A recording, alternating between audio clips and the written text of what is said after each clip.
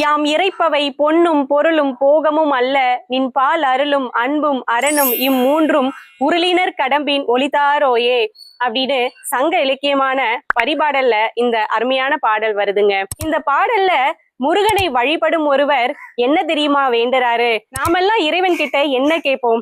எனக்கு பணம் வேணும், செல்வ செழிப்போட வாழணும், ஆரோக்கியத்தோட வாழணும், மகிழ்ச்சியா வாழணும், நிறைய இப்படி நம்ம கேட்போம் இல்லையா? ஆனா முருகனை வழிபடும் ஒருவர் பரிபாடல்ல என்ன தெரியுமா கேட்கிறாரு? இறைவா, நான் உங்ககிட்ட கேட்கறதெல்லாம் பொண்ணோ செல்வமோ சிற்றின்பங்களோ அல்ல.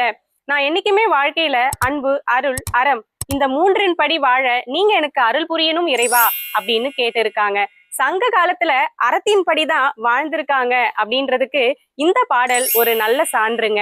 2000 ஆண்டுகளுக்கு முன்பு திருவள்ளுவர் என்ன சொல்லியிருக்காருன்னா, அன்பும் மரணும் உடைத்தாயின் இல்வாழ்க்கை பண்பும் பயனும் அது அப்படின்னு சொல்றாருங்க.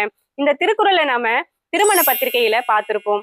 இதுக்கு என்ன விளக்கம்னா, கணவன் மனைவி வாழ்க்கையில அன்போடும் மற்றவங்களுக்கு உதவி செய்து அறத்தின்படி வாழ்ந்தாங்கன்னா அதுதான் அந்த வாழ்க்கைக்கான பண்பும் பயனும்னு திருவள்ளுவர் சொல்றாருங்க.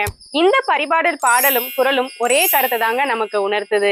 இதை நான் படிச்ச பிறகு என்னுடைய குழந்தைக்கு நான் என்ன சொல்லி கொடுத்தேன்னா, அவளுடைய பிறந்த நாள் அன்னைக்கு சாமி கிட்ட வேண்டும் பொழுது, இறைவா நான் அன்புடனும் அறத்துடனும் வாழணும் இறைவா அப்படின்னு கேளுமா அப்படிதாங்க நான் சொல்லி கொடுத்தேன். இந்த காணொளி பிடிச்சிருக்கான்னு பின்னூட்டத்துல சொல்லுங்க, மற்றவங்களுக்கும் பகிருங்க. நன்றி.